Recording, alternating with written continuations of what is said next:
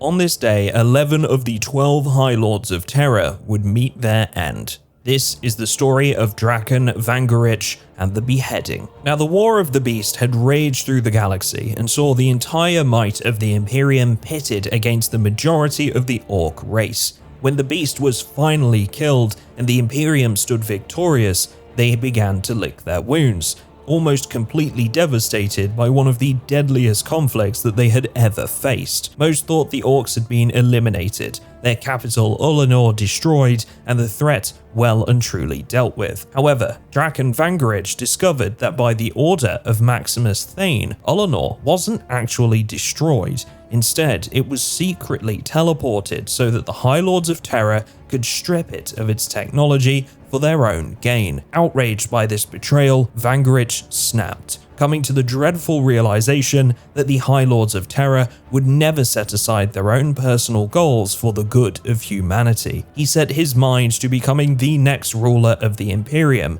and using his connections as the Grand Master of Assassins, he would then arrange the untimely demise of every single one of the High Lords in a single day, with the only survivor being inquisitorial representative Vinand, who he harbored romantic feelings for. Vangorich then assembled a new group of High Lords thereafter, placing himself in the position of chairman and beginning to rule by iron fist. No one dared speak out against him, as his network of assassins became his personal bodyguards, the only exception being Beast Cruel, who attempted to assassinate Vangorich but instead fell to his sword in single combat. For 100 years, Vangorich went on to rule the Imperium as a tyrant, refortifying Terra, enacting the fourth founding of Space Marines, and rebuilding all-important Imperial armies. After about 80 years, however, the cracks started to show, with Vangorich becoming increasingly unstable. Inquisitor Margareth Vinand and Maximus Thane